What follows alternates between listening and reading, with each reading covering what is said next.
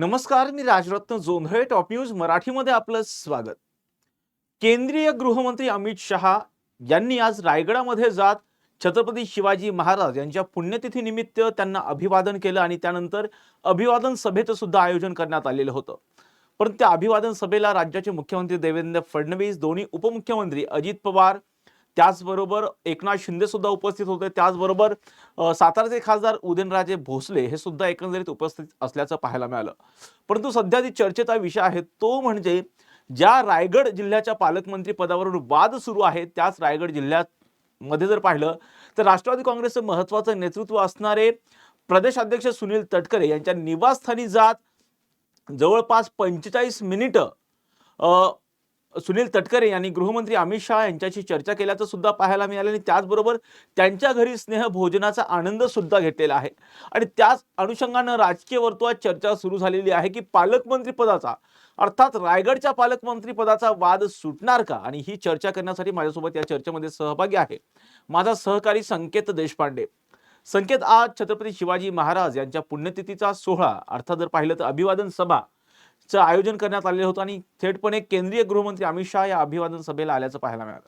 निश्चितच राजरत्न आज शिवपुण्यतिथी अभिवादन सोहळा जो आहे तो किल्ले रायगडावर जो आहे तो आयोजित करण्यात आला होता. खरं तर या दौऱ्याची अमित शहांच्या सातत्याने चर्चा होत होती. अमित शहांची उपस्थिती या सगळ्या सोहळ्यामध्ये विशेष लक्षवेधी जी आहे ती ठरल्याचं पाहायला मिळालं. मात्र ही संपूर्ण रायगडवरचा संपूर्ण कार्यक्रम आटोपून अमित शहा यांनी थेट सुतारवाडी गाठलं, जे ज्या ठिकाणी राष्ट्रवादी काँग्रेस पक्षाचे खासदार प्रदेशाध्यक्ष सुनील तटकरे यांचं निवासस्थान आहे. या निवासस्थानामध्ये अमित शहा हे जवळपास 45 मिनिटं राजरत्न होते. अमित शहांसाठी खास स्नेहभोजनाचं आयोजन करण्यात आलं होतं. ज्या स्नेहभोजनामध्ये आपण जर पाहिलं तर मिसळपाव असेल, साबुदाणा वडा असेल, आमरसपुरी असेल किंवा उकडीचे मोदक असतील, अशा एक एक एक एक पदार्थांची रेलचेल जी आहे ती आपल्याला पाहायला मिळाली होती.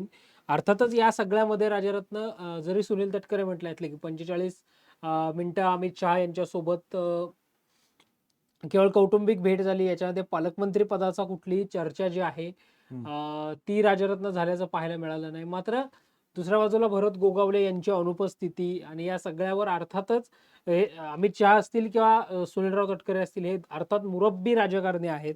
त्यामुळे निश्चितच पालकमंत्री पदाबाबतची चर्चा ही या सगळ्या भेटीच्या दरम्यान राजरत्न झालेली असू शकते. कारण आपण जर पाहिलं तर 18 जानेवारी 2025ला ज्यावेळी पालकमंत्री आणि सहपालकमंत्र्यांची यादी जाहीर झाली होती, तर त्याच्यामध्ये आदिती सुनील तटकरे, ज्या सुनील तटकरे यांच्या कन्या आहेत, त्यांच्याकडे रायगडच्या पालकमंत्री पदाची जबाबदारी पुन्हा एकदा सोपवण्यात आली होती. आणि त्यानंतर रोजगार हमी व फलोत्पादन मंत्री जे आहेत आपले ते भरत गोगावले नाराज झाल्याचं पाहायला मिळालं होतं. त्यांनी अगदी आंदोलन निदर्शनं केल्याचं पाहायला मिळालं. त्यांचे पदाधिकारी सुद्धा राजरत्न आपण जर पाहिलं, कार्यकर्ते सुद्धा आक्रमक झाल्याचं पाहायला मिळालं होतं.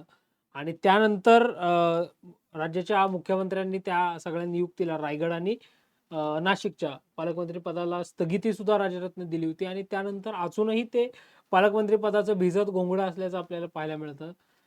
काल अजित पवारांना ज्यावेळी फुलेवाडा या ठिकाणी राजरत्न माध्यमांनी प्रश्न विचारला होता की रायगड आणि पालकमंत्री पदाचा तिढा कधी सुटेल, त्यावेळी अजितदादा असं म्हटले होते, जरी पालकमंत्री नसेल तरी त्या ठिकाणी काम सुरू आहे. मात्र आज जर आपण पाहिलं तर अजित पवारांच्या राष्ट्रवादी काँग्रेस पक्षाचे आमदार आणि प्रदेशाध्यक्ष असणाऱ्या सुनील तटकरेंच्या निवासस्थानी अमित शहा यांनी दिलेली भेट, झालेलं स्नेहभोजन, 45 मिनिटाच्या चर्चा, या सगळ्यामध्ये अर्थातच आपल्या लेकीसाठी सुनील तटकरे हे कुठेतरी फिल्डिंग करतानाच राजरत्न आपल्याला पाहायला मिळतील.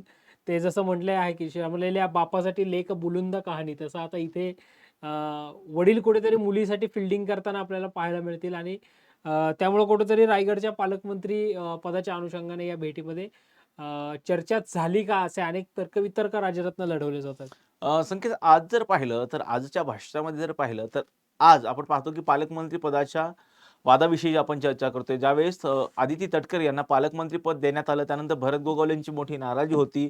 भरत गोगावले समर्थकांनी थेटपणे महाडच्या महामार्गावरती जे आहे ते आंदोलन केलेलं होतं. टायर जाळण्यात आलेले होते समर्थकांकडून आणि मागणी करण्यात येत होती की भरत गोगावले यांनाच रायगडचं पालकमंत्री पद दिलं जावं. आणि त्यानंतर कुठेतरी रायगडचं पालकमंत्रीपद असेल किंवा नाशिकचं पालकमंत्रीपद असेल, या दोन्ही जिल्ह्याच्या पालकमंत्रीपदाला स्टे देण्यात आलेला होता असं आपण पाहिलेलं आहे. आता अमित शहानी थेटपणे सुनील तटकरे यांची घेतलेली भेट असेल आणि त्या भेटीमध्ये कुठेतरी सुनील तटकरे आता निश्चितपणे त्यांनी फिल्डिंग लावलेली असेल असंच म्हणता येईल. कारण त्याचबरोबर जर दुसऱ्या बाजूला पाहिलं तर भरत गोगावले यांची अनुपस्थिती सुद्धा होती आणि आज महत्वाचं म्हणजे अजित पवार यांनी त्या अभिवादन सोहळ्याला संबोधितच केलेलं नाही. निश्चितच राजरत्न, आपण जर पाहिलं तर हा संपूर्ण जो सोहळा होता त्याच्यामध्ये मुख्यमंत्री देवेंद्र फडणवीस यांच्या नावाचा उल्लेख जो आहे तो करण्यात आला ज्यावेळी श्रीमंत छत्रपती उदयन महाराज भोसले यांचं भाषण झालं त्यानंतर.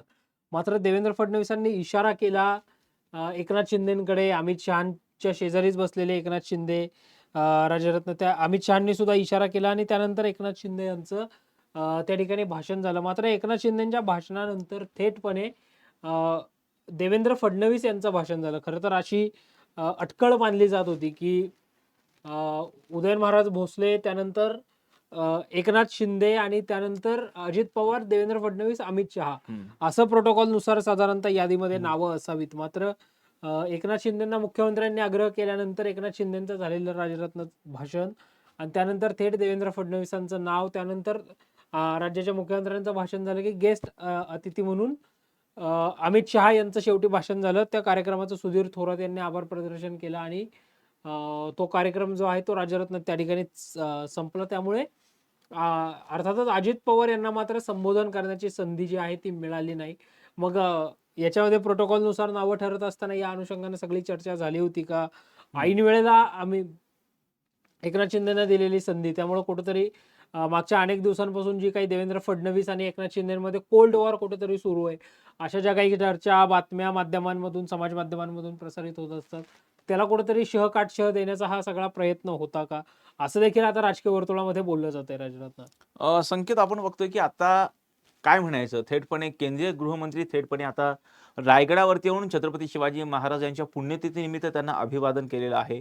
नेमकी आता स्ट्रॅटर्जी काय म्हणायची जर पाहिलं आपण तर आता स्थानिक स्वराज्य संस्थांच्या निवडणुका आहेत आणि थेटपणे केंद्रीय गृहमंत्री रायगडावर येतात पुण्यतिथीचं औचित्य साधून. काय याच्यामागे काय लॉजिक असते? मुळामध्ये राजरत्न, रायगडमध्ये जर आपण पाहिलं तर सुनील तटकरे ज्या रायगड लोकसभा मतदारसंघाचं प्रतिनिधित्व करतात त्याच्यामध्ये जवळपास 3 मतदारसंघांमध्ये एकनाथ शिंदेच्या शिवसेनेचं प्राबल्य राजरत्न आपल्याला असल्याचं पाहायला मिळतं.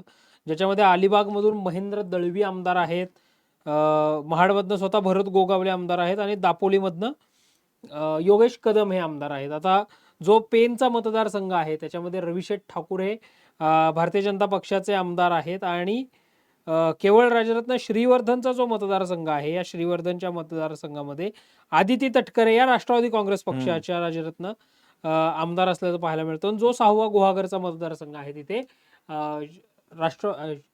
शिवसेनेच्या उद्धव ठाकरे गटाचे भास्कर जाधव हे आमदार असल्याचं पाहायला मिळतं. त्यामुळे 6 पैकी 3 जागांवर आमचा आमदार आहे, त्यामुळे पालकमंत्री हे आमच्याच वाट्याला आलं पाहिजे आणि भरतशेठ गोगावले हेच पालकमंत्री झाले पाहिजेत अशी मागणी शिवसेनेकडनं राजरत्न होताना आपल्याला पाहायला मिळते. ज्याच्यामध्ये महेंद्र दळवी राजरत्न प्रामुख्याने जर आपण पाहिलं तर सातत्याने अग्रेसिव्ह होताना आपल्याला पाहायला मिळतात. महेश बालदी सुद्धा राजरत्न अग्रेसिव्ह होताना आपल्याला पाहायला मिळतात. त्यामुळं आणि जरी योगेश कदम हे दापोली मतदारसंघामध्ये राजरत्न त्यांच्या रत्नागिरी लोकसभा मतदारसंघामध्ये समावेश होत असला तरी क्षेत्रफळाच्या दृष्ट्या ते रत्नागिरी जिल्ह्यामध्ये येतात. त्यामुळे रत्नागिरी जिल्ह्यामध्ये राजरत्न तसं पाहिलं तर उदय सामंत हे शिवसेनेचे पालकमंत्री असल्याचं आपल्याला पाहायला मिळतं. त्यामुळं मेजॉरिटीनुसार आम्हालाच त्या ठिकाणी राजरत्न जर आपण पाहिलं तर पालकमंत्रीपद मिळालं पाहिजे असा एकनाथ शिंदेचा दावा आहे. ज्यावेळी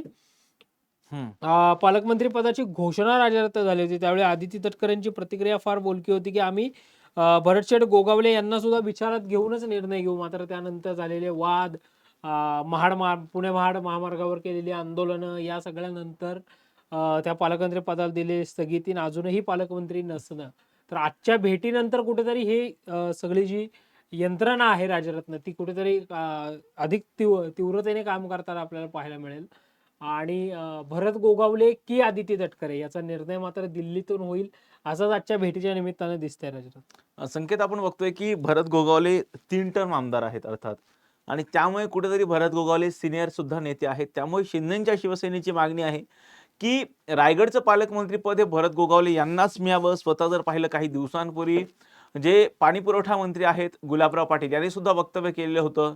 ज्या पद्धतीनं भरत गोगावले यांना पालकमंत्री पदापासून दूर ठेवण्यात आलेलं होतं. दुसऱ्या बाजूला नाशिकमध्ये जर पाहिलं तर दादा भुसे यांना सुद्धा पालकमंत्री पदावरून दूर ठेवण्यात आलेलं होतं.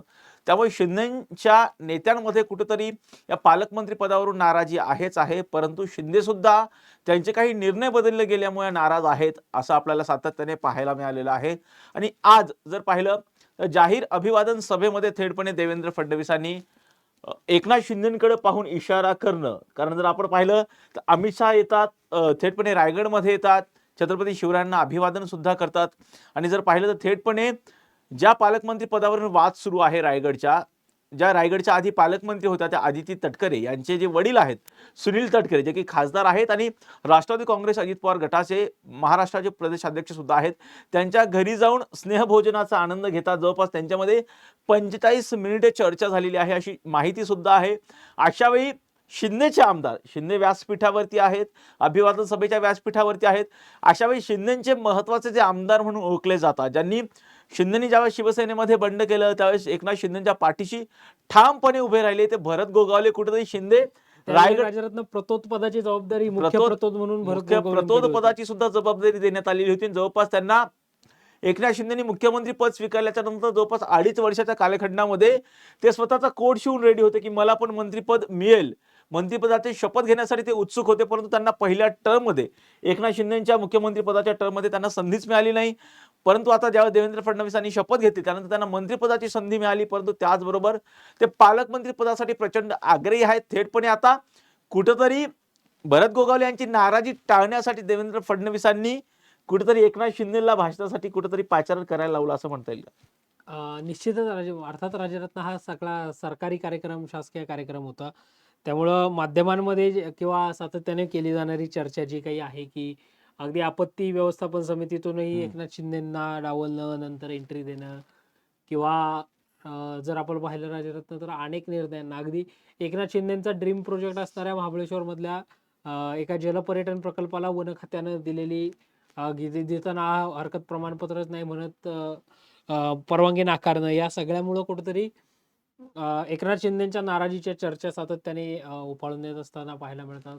देवेंद्र फडणवीस आणि एकनाथ शिंदेमध्ये कुठेतरी कोल्ड वॉर सुरू आहे अशा चर्चा सुरू असतात. या सगळ्या बातम्या, या सगळ्या चर्चा कमी करण्यासाठी देवेंद्र फडणवीस यांनी एकनाथ शिंदेंना भाषणाची विनंती केली असावी असं या सगळ्याच्या निमित्ताने दिसतंय राजरत्न.